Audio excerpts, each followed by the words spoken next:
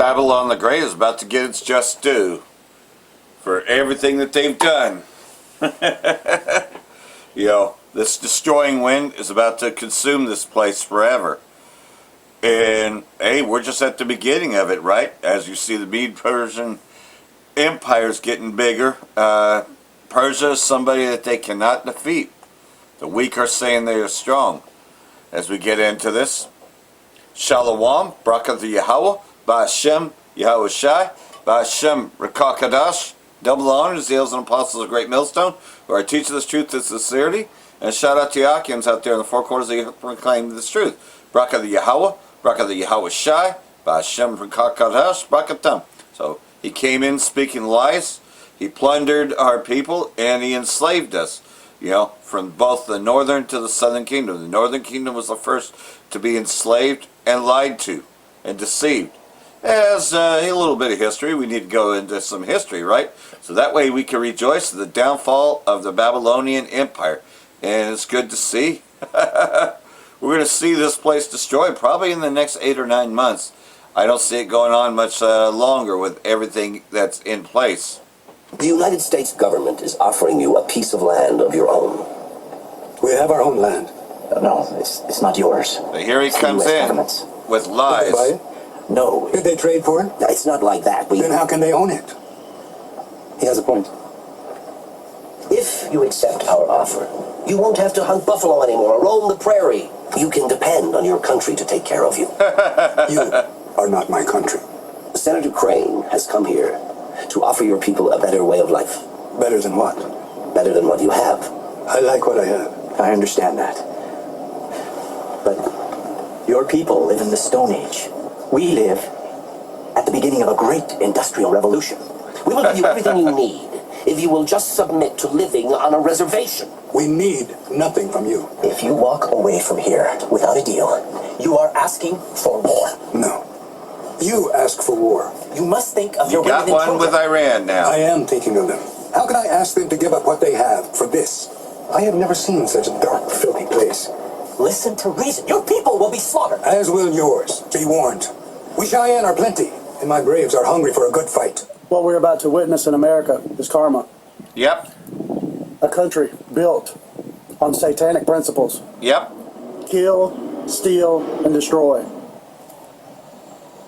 They murdered the Native Americans to steal their land, and they destroyed a culture while doing so.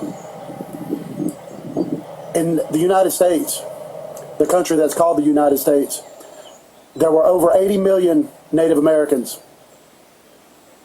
and they were satanically removed from their land and put in land cages, land prisons, saying that these people are savages.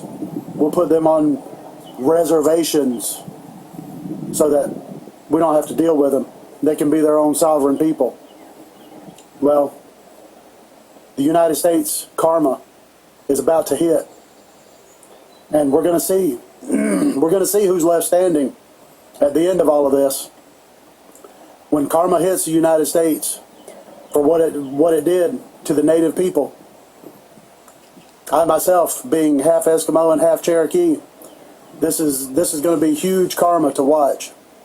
It's going to be a beautiful thing to watch America collapse and disintegrate. I'm excited. I've been waiting for this my whole life. I've been waiting to see the American empire crumble my whole life. There's no place on earth that I hate more than the United States. Shalom. And that should be all our sentiment. Glory and praises to Yahweh, Bahashim, Yahweh. Never forget your enemy. I would like to give the honors to the apostles and the elders of Great Millstone. Salutations to our sincere Akio, pushing his word across the four corners of the world. And as you just saw from this opening video of this older Gadite, he makes pretty good videos and talking points regarding Trump, and he also be going in on America, which is biblically codified as Babylon the Great. And he was going into about the satanic principles of America: kill, steal, and destroy. And that's the MO of America, that is ran or governed by Esau Edom, which is the left-handed vessel of the Most High's wrath, and also known as the wicked, according to the Bible. And by this earth given unto the hand of the wicked, Esau veiled his left-handed blessing, which is the sword.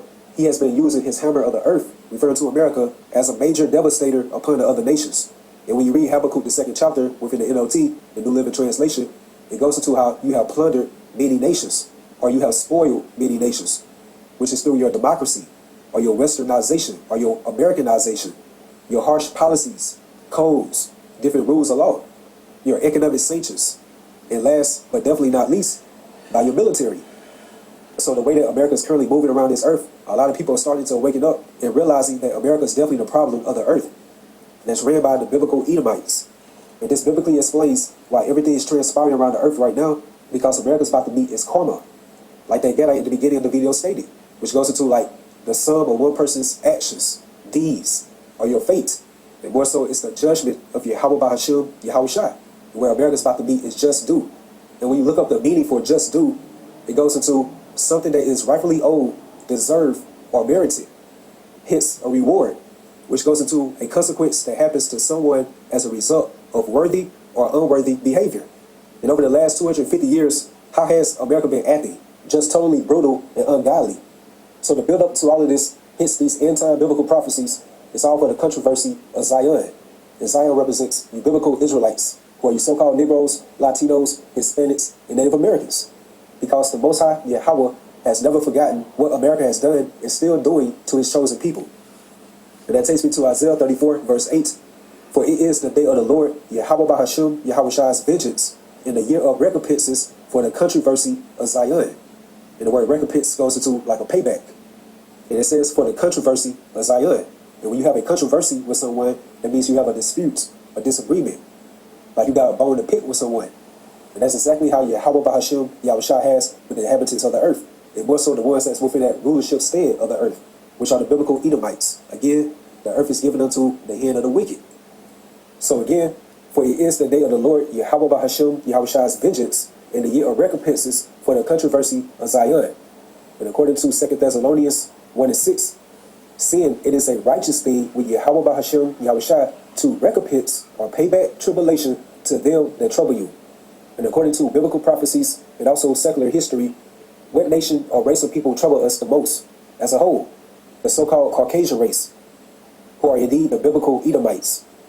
And this is a race or a nation of people that Yahweh Bahashim, Yahweh Shai has an indignation with forever. Like he has a forever controversy with them.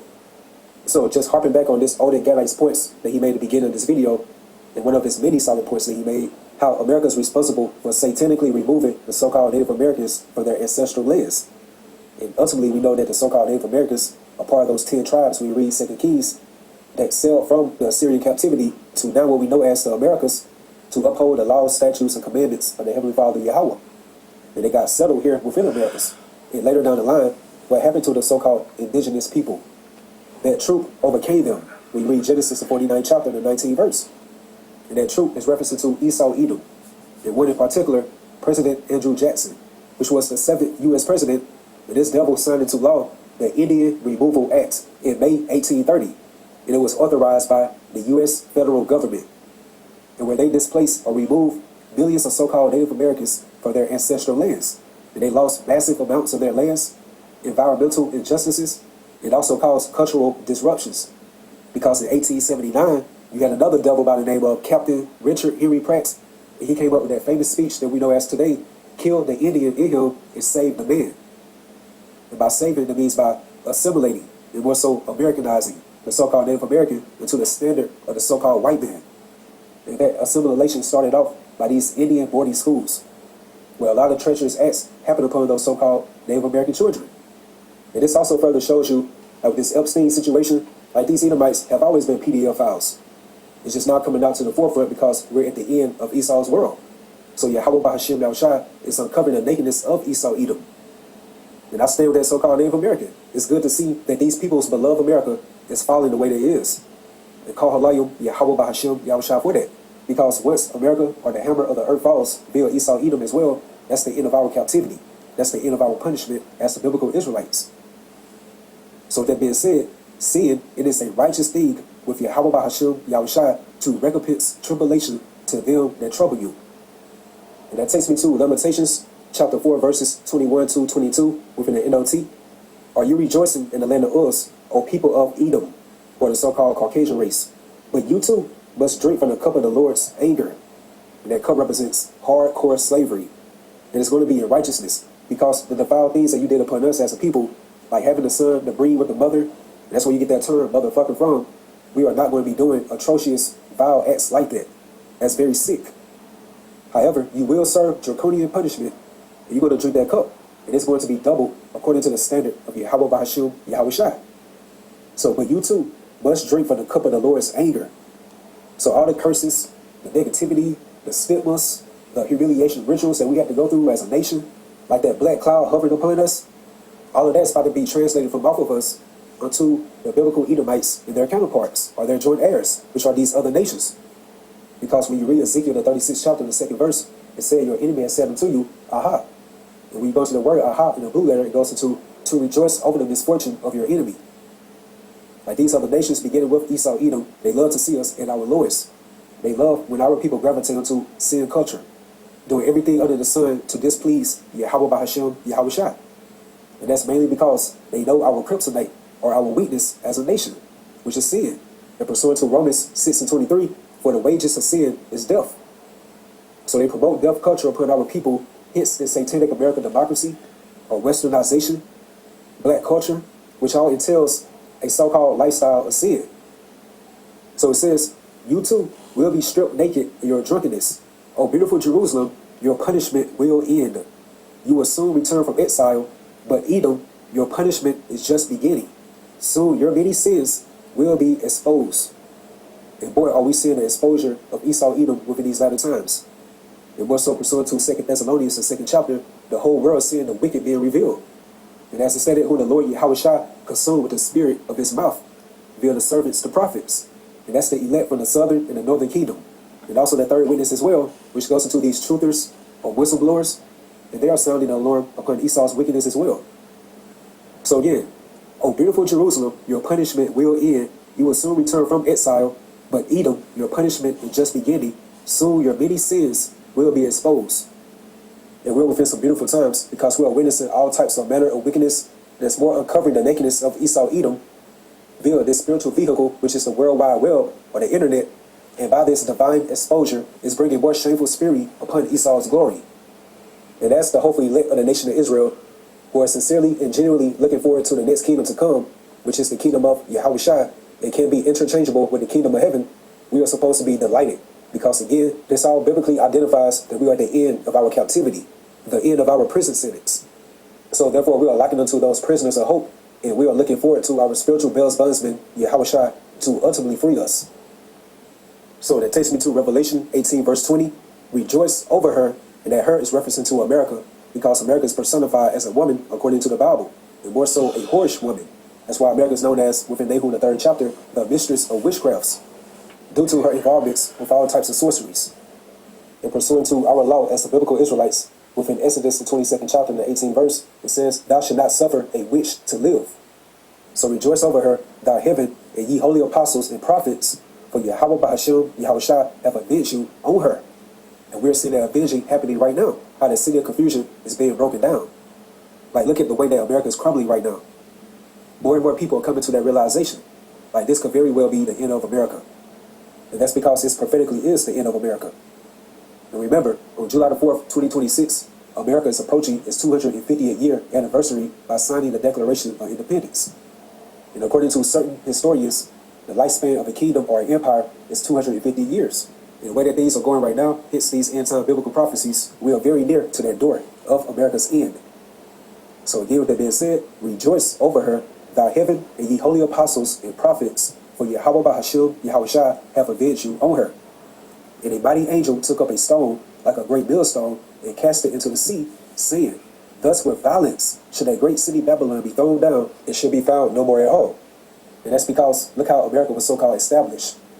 By genocide, bloodshed, robbery, lies, sweat, tears, from off the true biblical Israelites, which are likened unto the apple of the Most High's eyes.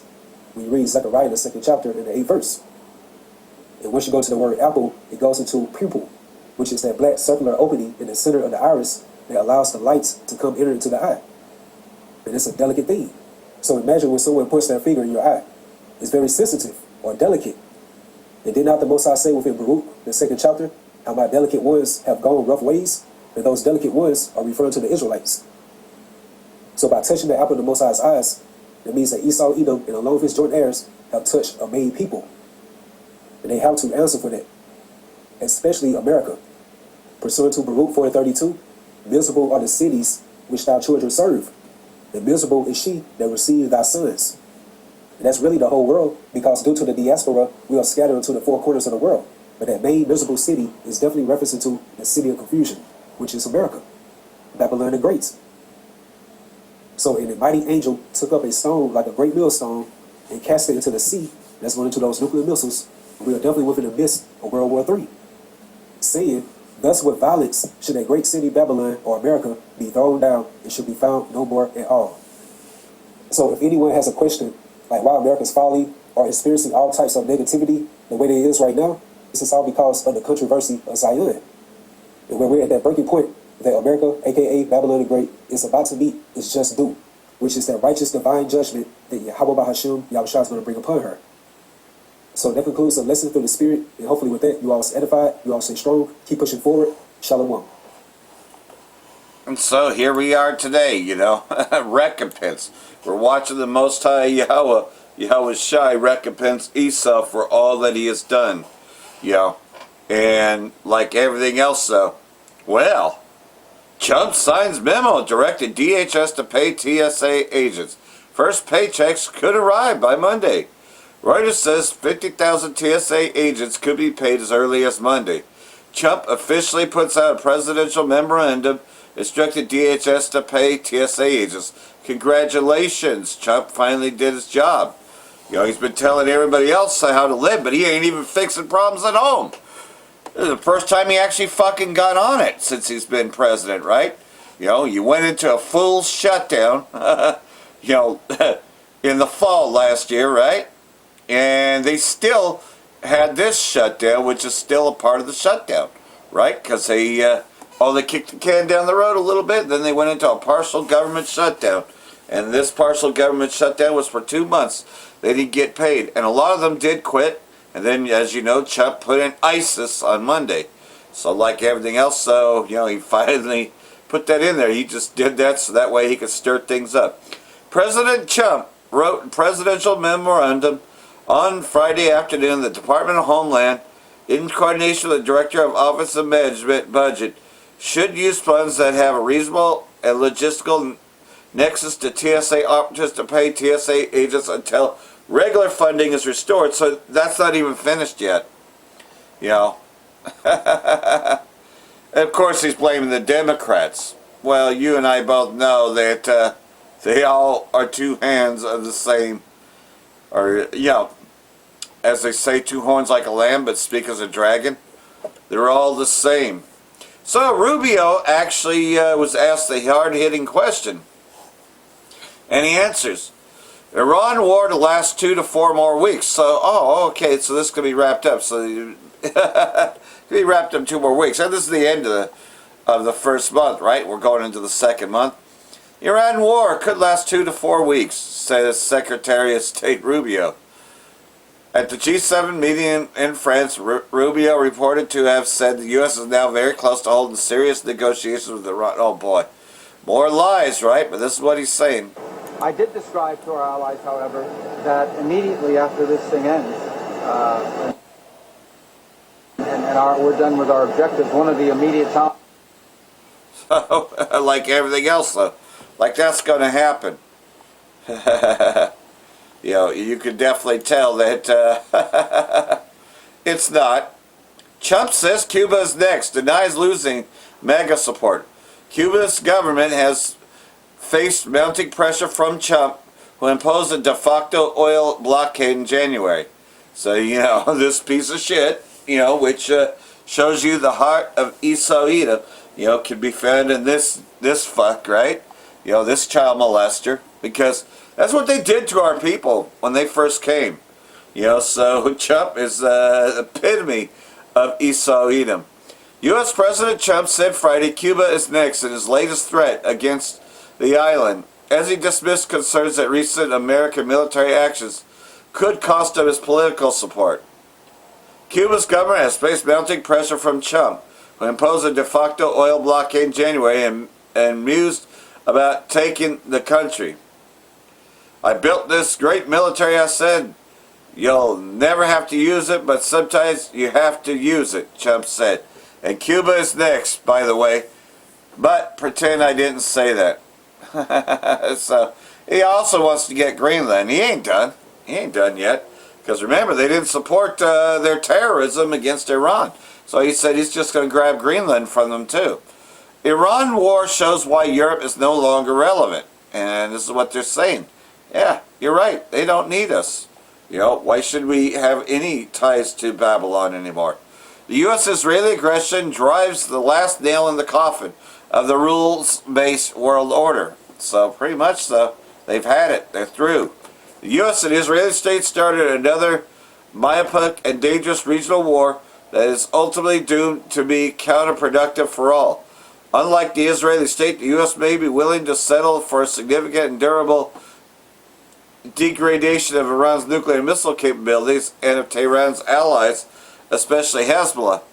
If they reach a point where they believe enough of those capabilities have been destroyed to neutralize any threat to the Israeli state for at least the next several years, the terrorists may settle for an Ayatollah-light endgame with another theological regime. But as for King Bibi, the only potential beneficiary of the war, is a much greater battle. The gratification of antagonistic Iranian regime is meant to guarantee Israelis' regional hegemony.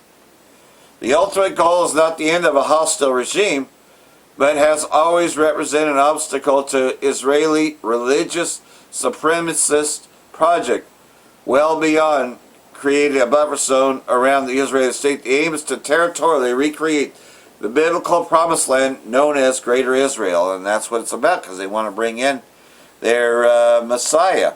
You know, they want Messiah to come, which he is the Messiah, but to us, not to him. So they want to usher that in. That's what they believe, that their Messiah is going to show up, which is our Messiah. But they think it's going to be theirs, right? They are sealing their doom. So like everything else, though, rumors of wars, right?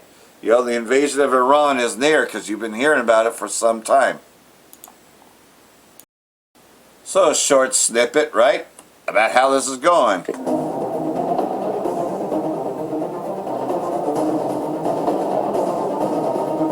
The United States appears to be inching closer to launching ground operations in Iran, with no indication that Israel, which pushed for the war in the Islamic Republic, would be participating. The first serious sign of a near-ground operation in Iran came on March 13th, when the deployment of the 31st Marine Expeditionary Unit with 2,200 Marines on 3 vessels, including the aircraft-carrying USS Tripoli amphibious assault ship, was revealed.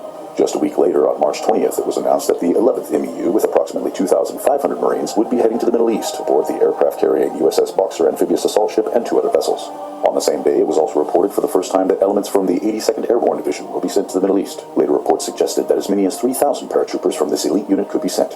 Soon after, specifically on March 25th and 26th, rumors began to emerge that an unspecified number of Special Operations Forces, including the 75th Rangers, Delta Force, Navy SEALs, and the 160th Special Operations Aviation Regiment, are also being deployed in the Middle East.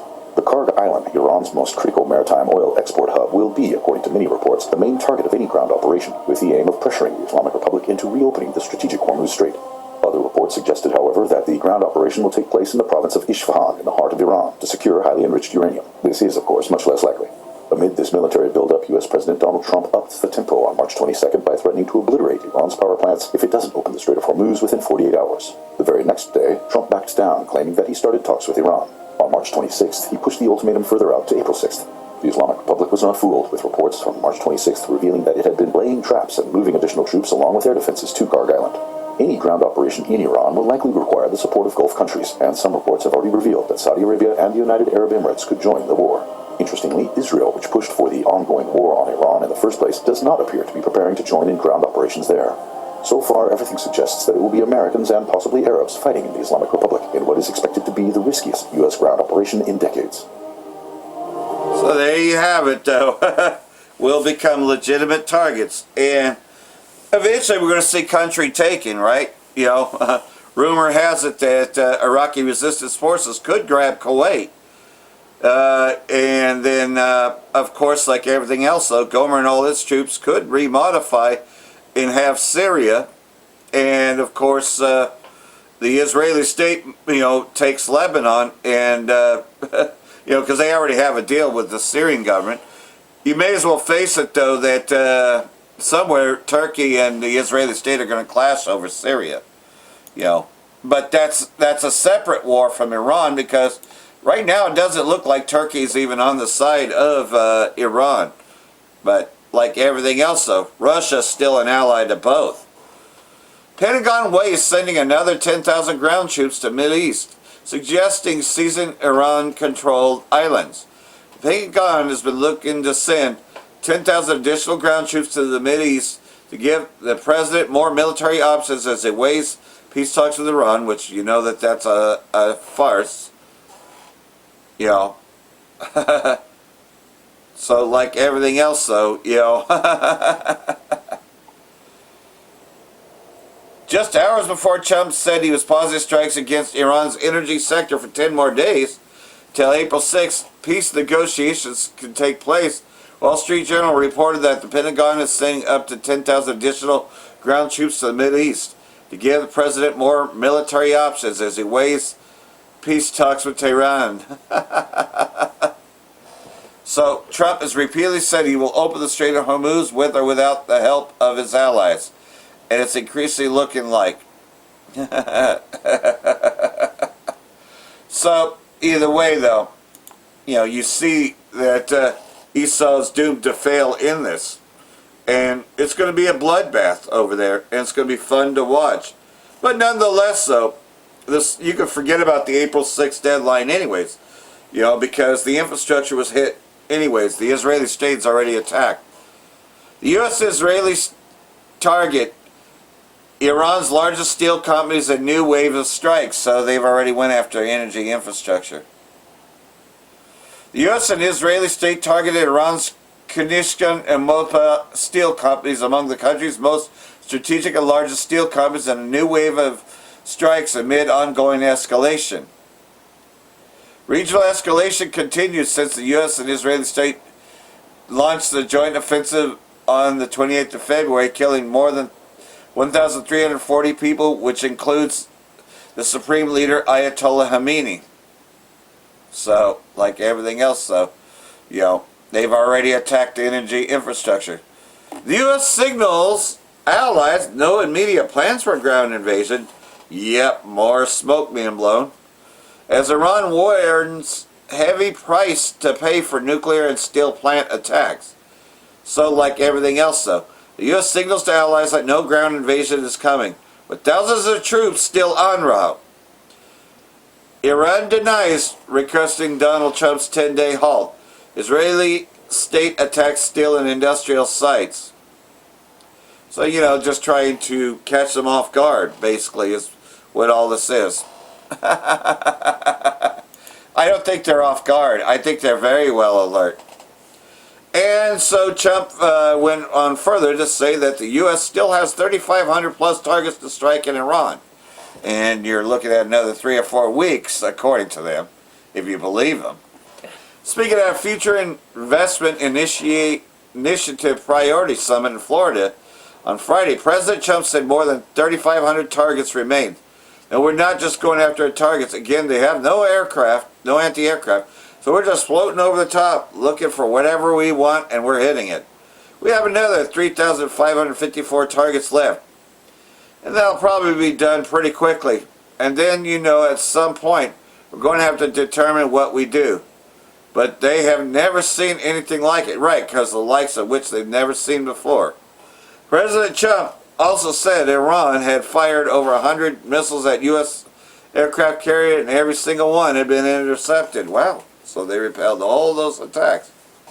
I bet they've repelled all the attacks against the Israeli state, too. I mean, may as well say it. I mean, while you're telling lies, you may as well say that all the bases are still intact. You may as well say it.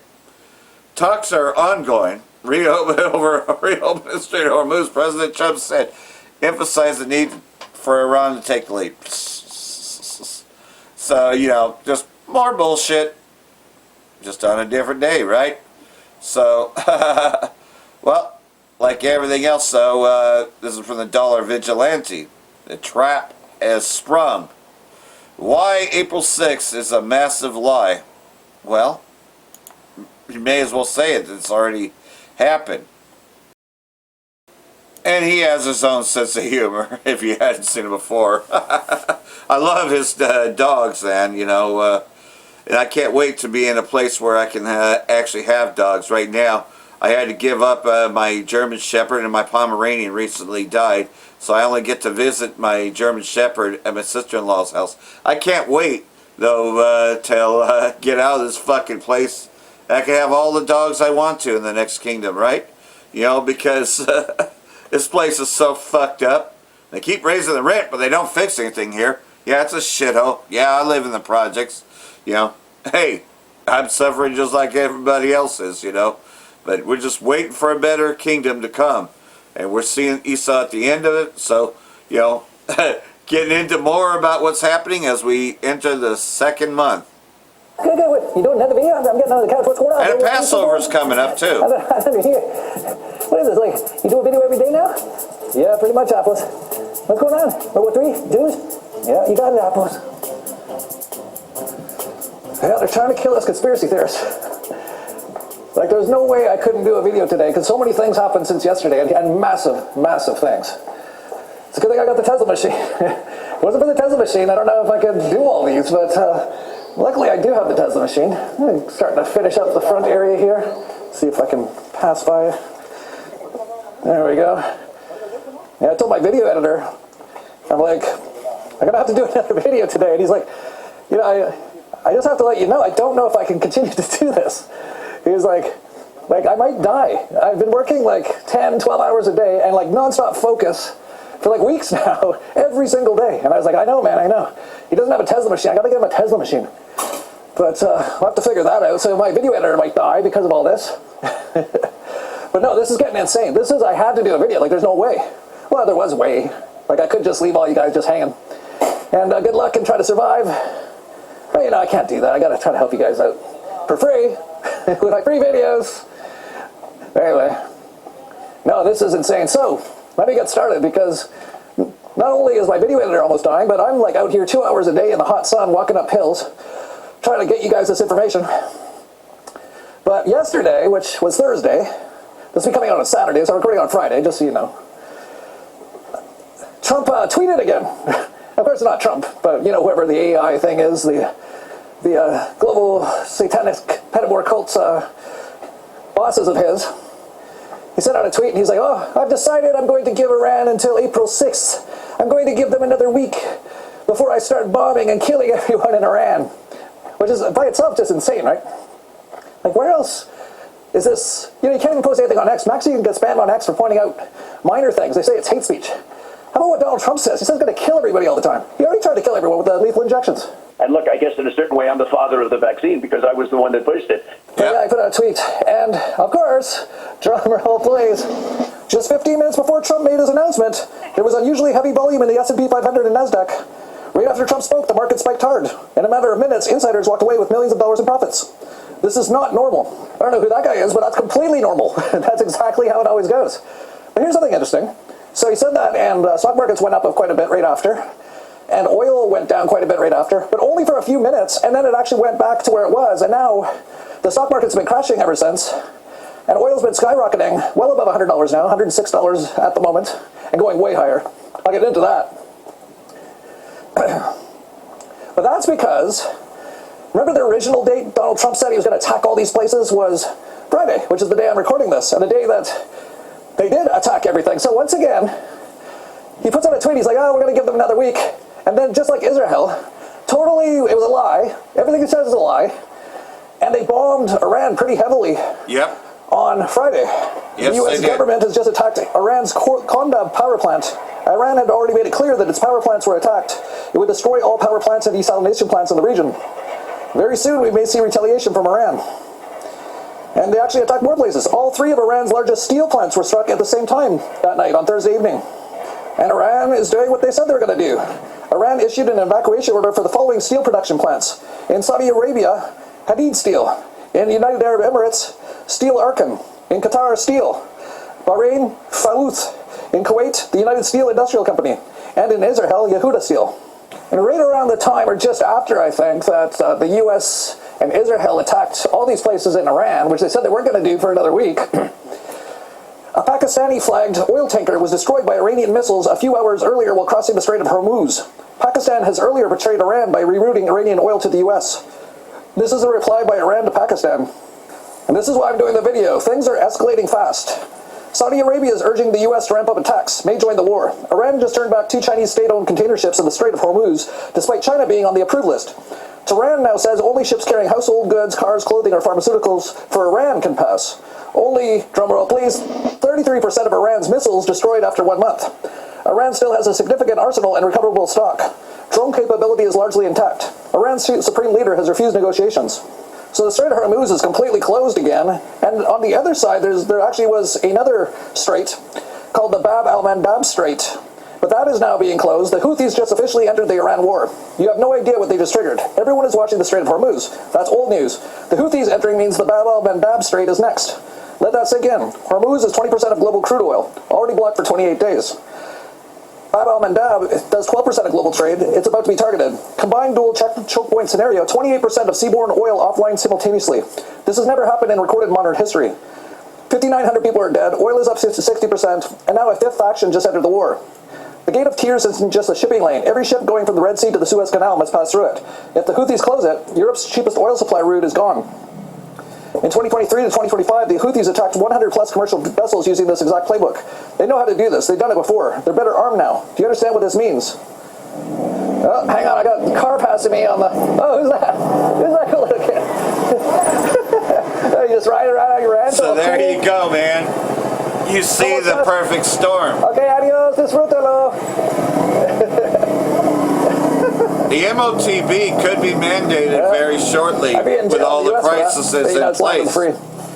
Money's going to crash very soon. Let's get back to this stuff. By the way, we're stockpiling diesel, gas. My solar panels, I just had a meeting with the architect who's putting it all together. And it's starting tomorrow. Like putting it all into place. So I think I'm going to be luckily ready for all this. Not many people are. I even have a blue roof. Like everything I said that was going to happen is happening. I don't know why people never listen. Oh, hang on. Got the little 3-year-old passing by. It's like a parade for him. Oh, he told me he was going to go see a crocodile today. I guess there's a crocodile somewhere that they have in it. I don't know. Someone has a crocodile. Anyway, let's get back into this. They're showing you ceasefire talks happening, negotiations ongoing. They're not showing you that Iran coordinated this entry for a maximum economic damage. Time for day 28 when the war looked like it might slow down. Here's the logic chain. Iran shuts Hormuz, done. World starts adapting to Hormuz workaround routes. Houthis shut Bab al-Mandab, now starting. All major Middle East oil exits close simultaneously. Global oil price to $150 to $200 at a minimum. Food prices spike. Fertilizers also blocked. Economic pain forces Western populations to demand end to war. Iran wins the economic war without winning on the battlefield.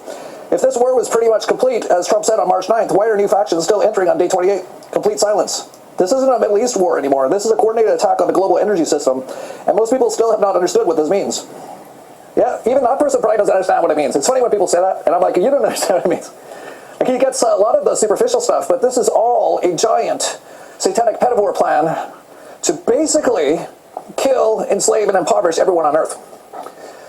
It's pretty incredible. And usher in the MOTB. And like I said in my last 3 videos, Russia has been attacked every day for the last 3 days at all their oil facilities as well. And now, Russia to introduce ban on gasoline exports from April 1st. April Fool's Day, of course, government says. So let's just go over this again. This is a black swan event, but not really. I kind of predicted all this. The world has 2 major oil choke points, both just shut down at the same time. Choke point 1, Strait of Hormuz. Iran declared to close all shipping to and from allies of Israel and American enemies, and anyone is now prohibited. 2 Chinese container ships turned back on Friday. Ship tracking confirmed.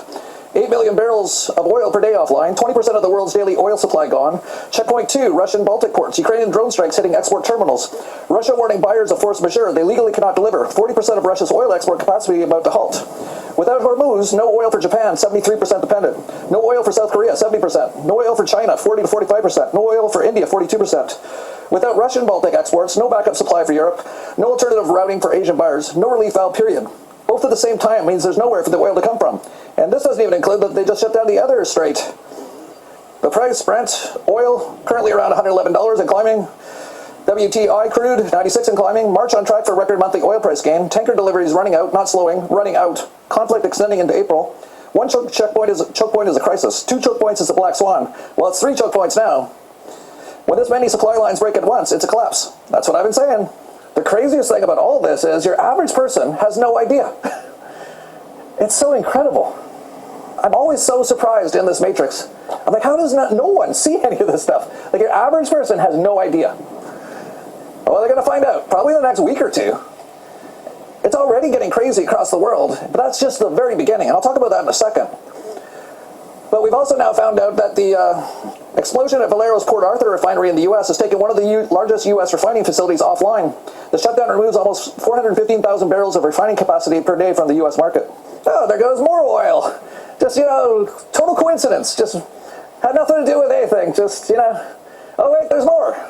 Credible bomb threat called into Chevron Phillips chemical plant off Highway 87 in Orange, Texas. Several other plants are evacuating as well. Yep, you're starting to see what's going on yet? It's so incredible. And I've actually been making tons on this. As soon as it started, I bought oil. I bought leveraged 10 and 20x leveraged oil. And quite a bit of it was around $84. This is the very beginning, right at the beginning of all this stuff, like a month ago. And I also shorted most US and world stock markets. I'm short the Australia stock market, the Nikkei, I'm short the German stock market. And because of that, I've actually, again, tripled my portfolio, my trading portfolio. And just FYI, I just even today bought way more leveraged oil because there's no stopping what's happening here. Even if, like I said this before, I said this like a week ago, if it all just stopped today, this is all still going to happen. There's going to be massive shortages, which, what does that mean? Supply shortage. When there's a supply shortage, the price of it goes up. Like, this is very basic. And yeah, we've been doing so well. I've been writing like crazy. I've been so actively involved in the Vigilante Insiders Club this week. And doing so many trades. We're all making lots of money. Like, even if I've been talking about joining the Vigilante Insiders Club since. So you get the general idea, right? If you plan wisely, then well, the thief wouldn't have broken into your house, right? Well, Yahushua is going to come as a thief in the night. Nobody's expecting him. Only we are. The elect is. You think the 2/3 of Israel is really expecting Yahushua to return? Absolutely not. They're just too busy living a thug life, too busy pimping on the streets. You know how their songs go, right? Because they sing the song of fools, man. That's how it is, man. And all this shit's going on, and they haven't a fucking clue what's about to take place. They think this war is going to be over soon. And that everything can go back to normal, and it isn't. They're telling you, it's about another 3 or 4 weeks, right? That's what they're saying now. And that, we're not going to hit their critical infrastructure for about another week, which you see they violated that. They already have. Whether the Israeli state or the U.S. claims responsibility or victory for the attack, it's still their joint efforts, so all those places are about to be hit in retaliatory attacks, so a lot's going to happen, and the Passover begins, Wednesday night. So everything is falling into place. U.S.-Israeli attack on field tanks, blatant violation of international humanitarian law, and Iran has petitioned the complaint to the UN. Iranian Minister of Petroleum has condemned the deliberate U.S.-Israeli attack on field storage tanks as clear violation of international humanitarian law and multilateral environmental commitments. The Israeli regime and the U.S., in continuation of their hostile policies and military aggression, carried out attacks on March 7 and March 18, 2026 against strategic oil reserves, storage facilities, and gas refineries of the Islamic Republic of Iran. He added that these attacks constitute a serious escalation targeting Iran's energy security and economic stability and have extensive consequences for civilian infrastructure and essential services. The deliberate attack on field tanks is a clear violation of international humanitarian law and multilateral environmental commitments and meets the criteria for an environmental crime, including ecocide, the letter said. So like everything else, so you can see there. And this is the guy that they want to replace the presidency of Iran. I believe Khalid is who the U.S. wants to put in there. So like everything else, so they still think that they can do a regime change. Well, that's not happening. Houthi missile attack, the first against Israeli state since the war against Iran began. Yemen's Houthis have fired a missile at the Israeli state in such first time such incident since the beginning of Operation Epstein Fury. Houthi rebels fired a missile at the Israeli state in first incident since the beginning of Operation Epstein Fury. So here we go. We'll play the report. And a spokesman for Yemen's Houthis is speaking from Sana'a. We'll listen in. Of the Yemeni armed forces regarding the immediate intervention in support of the Islamic Republic of Iran and to the resistance fronts in Lebanon, Iraq and Palestine, and within the current situation of the escalation and the ongoing attacks against our brothers in Lebanon and Iran and Iraq and Palestine, the Yemeni armed forces, with the help and grace of Allah Almighty, has done its first military attacks with a barrage of ballistic missiles against military sensitive attacks in Israel in the south of the occupied Palestine. This operation coincides with the heroic operations by the Mujahideen in Iran and Hezbollah in Lebanon. The operation has achieved all the goals with the help of Allah Almighty. Our operations will continue till we achieve all the announced and declared objectives. The former statement of the Yemeni armed forces until the aggression against all the fronts of resistance will stop.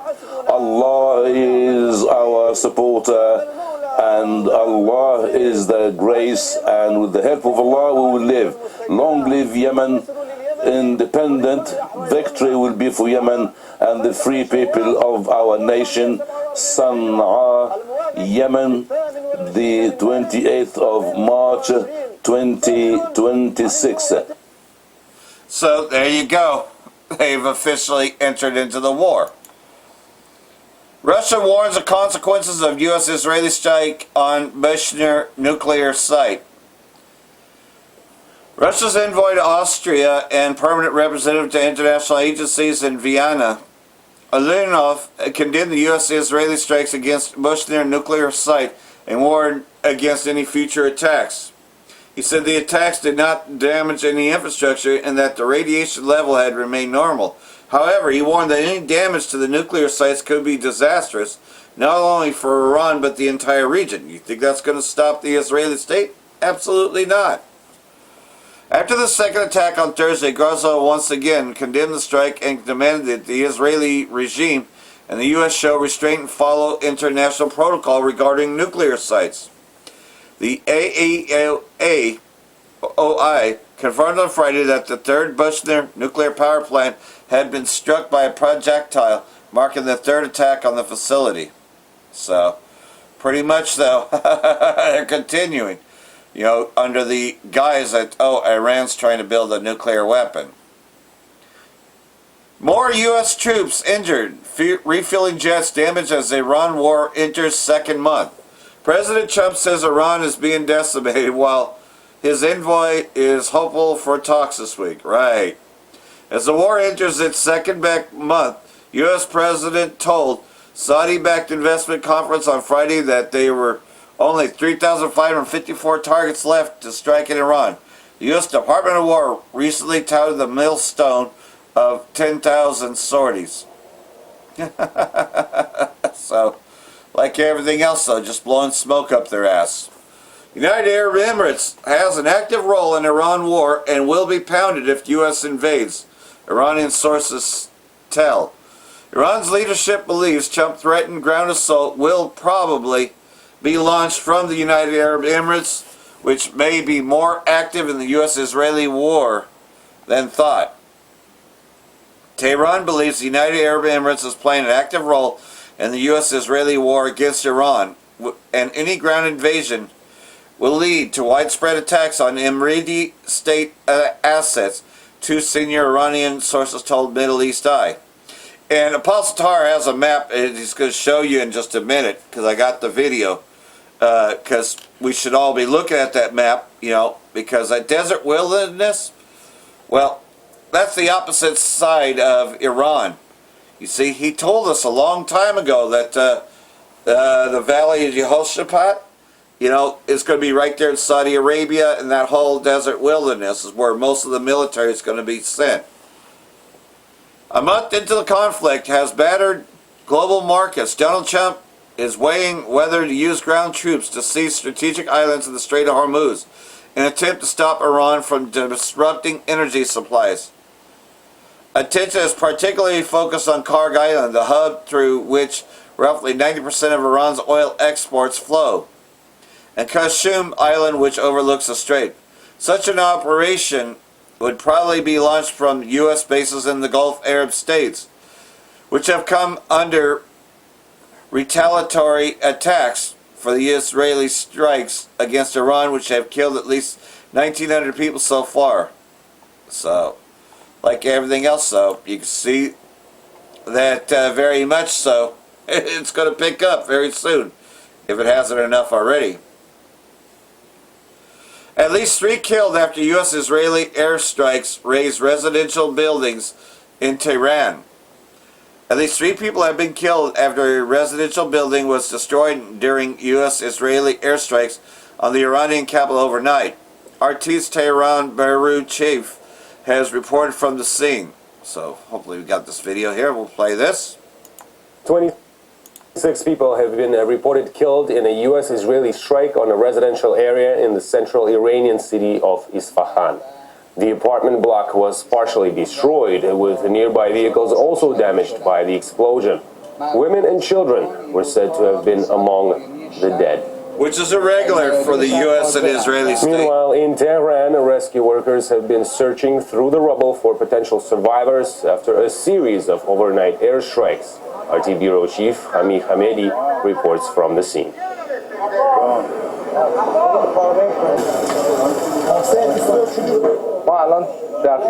We are currently on Rejai Street in southern Tehran. The building you see here was struck around 3 a.m. local time. So far, they have been able to extract 3 fatalities, but there are still many people trapped under the rubble. Yesterday's attacks on Tehran occurred in the east, west, and in the center. The attacks from around 1 to 3 a.m. were very heavy, the most intense we've had over the last 27 days. Rescue forces are currently clearing away the debris from the collapsed building, which is scattered in front of this house, hoping to extract anyone trapped inside. You can see the volume of the rubble. This is just a portion that remains here, which has blocked the alley and prevented traffic from passing through. It was around 4 a.m. There was such an explosive sound as our bed flew up. I got up and saw that it was just like a storm, hitting the doors and walls. My wife was on one side, my granddaughter on the other, screaming and screaming. We came out, and there was so much smoke that I couldn't see. The only thing I could do was bring my wife and children out to the alley. And then I saw people just screaming at our neighbor. We saw that all the houses had collapsed, and the fire was raging like the end of the world, until the forces arrived, and the firefighters. My son is a firefighter too. He's also here.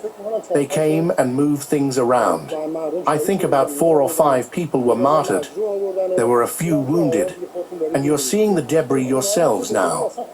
It's a residential house. We know these residents. We don't even have a military presence. There are no military people in this alley. The fire department has come here and is trying to help extract the people who were trapped and those killed under the rubble. You can see the situation here. They're targeting residential areas. Now they're attacking ordinary people. There are currently about 10 to 15 ordinary people in this building. The firefighters and Red Crescent have brought them out. My colleagues, a 2-year-old child was there this morning. The blast wave threw him from the building across the street. Woman and child. I don't know why they hit residential buildings, You can see the intensity of the explosion and the destruction of buildings, one after another. The structures in the southern part of Tehran are such that you can see the alleys are very narrow. And when an explosion like this occurs, the damage extends to the entire alley. So that not only is the targeted building is damaged, but all the houses up to this point.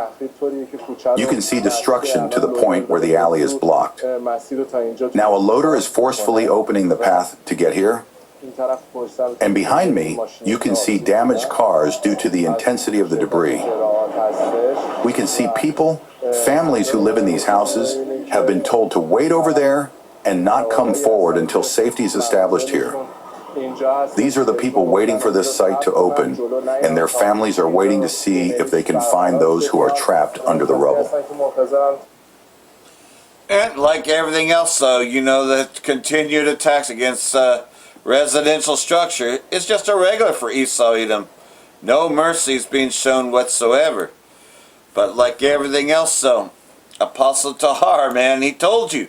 He told you years ago, and now you see it. You'll see it on his map here, that all the troops would be gathered into Saudi Arabia. That's the desert wilderness spoken of, you know, and that the Valley of Yehoshaphat is right there in the Persian Gulf.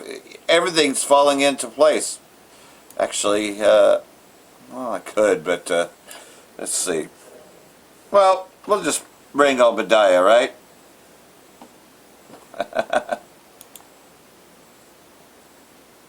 Because this is a good one, right?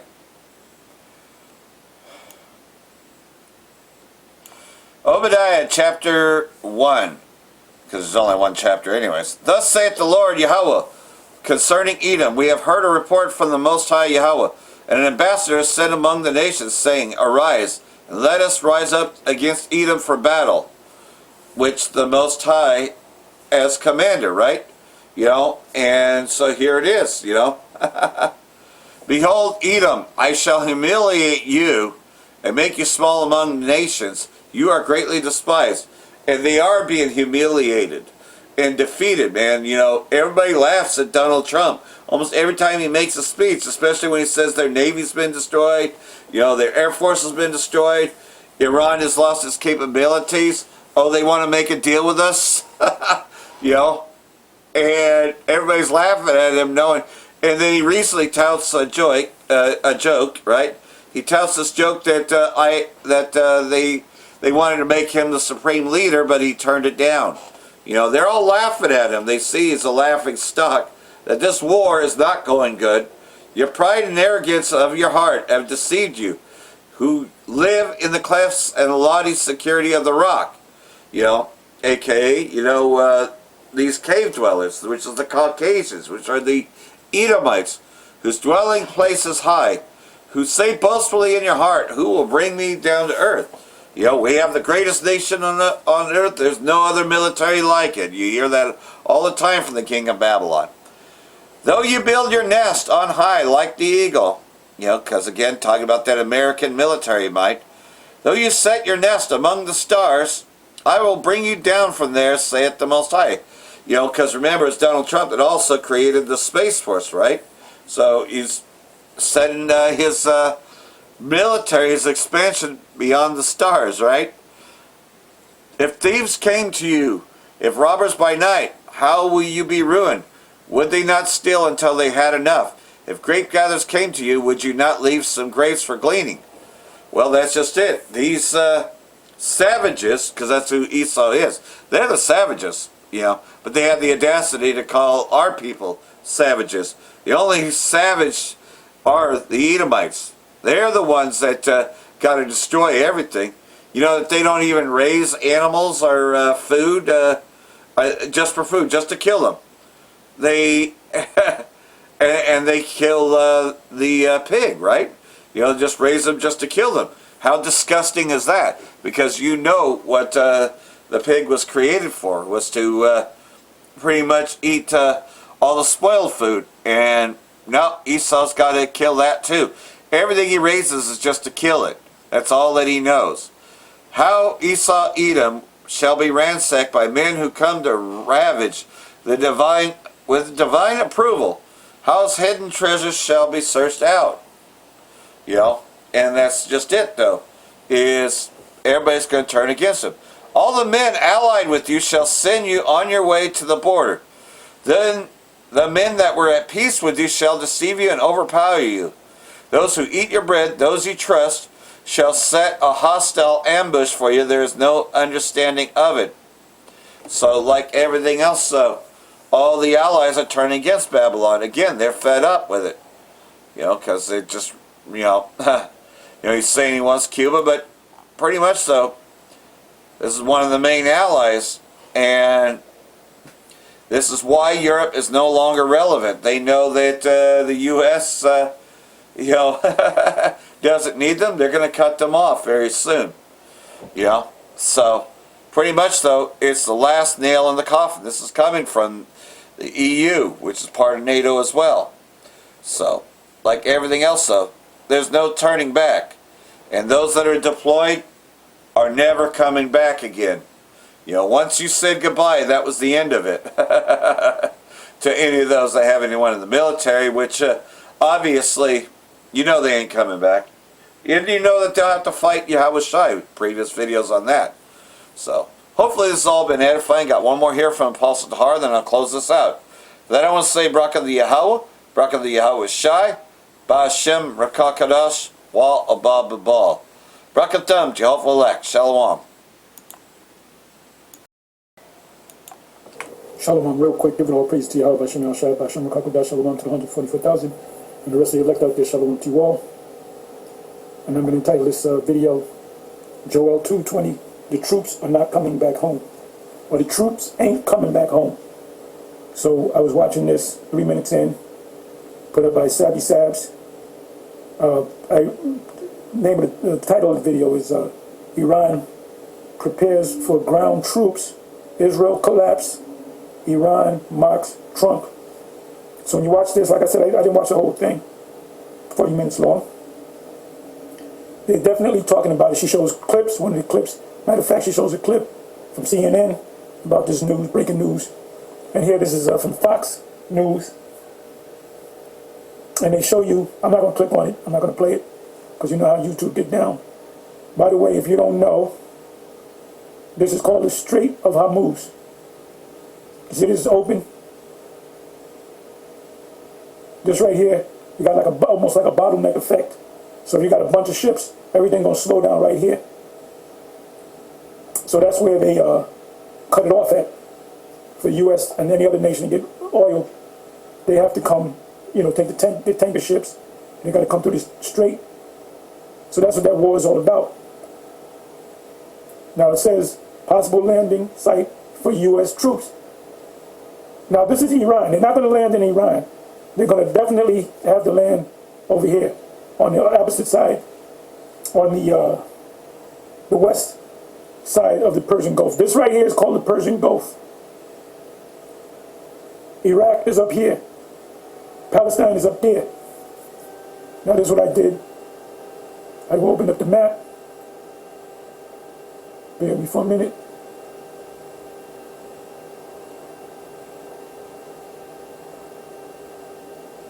Okay. So right here you got the Strait of Hormuz. You got the UAE, the United Arab Emirates. That's an ally of the United States. Bahrain, you got Bahrain right here. So what it does is when they pick up oil from here, the ships got to go turn around, and they can either go, if they go into America, they're like this would be Africa. So if they go into America, they would have to go around the Horn from the east of Africa to the west coast of Africa, and then go northwest, and then go to west to America. So that's a nice long haul right there. But these are the Kuwait. That's a ally of the U.S. Iran is the enemy. So now, according to the news, they showed you a map of this area right here. Iran is over here, so they're gonna have to be sick camp over here. Which we say this with the they're looking at the EC, which is Euphrates, but it could very well be this right here. If they set up this way, they're still in the same place. They're going to wind up right here. Red Sea, Persian Gulf, Red Sea, Euphrates. But they're pointing over here. Either way, if we break it down, let's talk about the Euphrates, either way, they're still going to be in the same location. Now, all these other scholars, they'll say, oh, that the sea being behind them is talking about the Mediterranean, and they're going to be facing the Dead Sea, which is not the case. So this is definitely prophecy in the making. When I said I was going to make this short, you guys know Joel 2 verse 20 very well. If not, you just go ahead and read it. It talks about the northern army going to a land barren and desolate. This land is barren and desolate. You see what this color? This represents sand. It represents a desert. There's a little greenery here and there, but this represents a desert. Also known as Saudi Arabia. So once these troops come, they're not coming back. All they're going to do is have more troops come. It's going to get hotter and hotter. They'll have more troops come. I don't see anything dying down. I don't see this Middle Eastern crisis or war settling down and the troops going back. I believe that they're going to stay there until the missiles come. So when they make the chip mandatory, the troops are going to be there. So they're going to chip them in this land right here, Saudi Arabia, Havilah. So with that close, these troops are not going to come back to the Americas to to get the chip and then go back. They're going to chip them right here. So that's the next thing. That's the thing you should be looking for. Is an MOTB. Like I said in previous videos, we're counting down to months. We can be in the. I don't think we're going to be in the destruction going to come. The complete destruction will come in. How can I say? 6 months. Well, you got almost April, May, June, July, August, September, October. I would say sometime in September, October, they'll start pushing the chip heavy. And maybe the beginning of 2027, excuse me, they'll make it mandatory. But before, you Americans are required to get that chip. Everybody in the military personnel, the troops, they're all going to get the chip. They're going to get it way before you do. So, like I said, we may be in the kingdom come 2027. We may be in the kingdom come 2027. The missiles may have dropped come 2027, maybe a little before 2027, or the first couple of months of 2027. So we're that close. We don't see that this man go another 10 years. It's too hot. Too many things are happening. If it tarry, wait for it. It shall not tarry, it shall surely come. So that's all I'm going to say. And y'all should have in your mind's eye, when we talk about the Middle East, you should see this picture. Anyway, shalom, on to the next.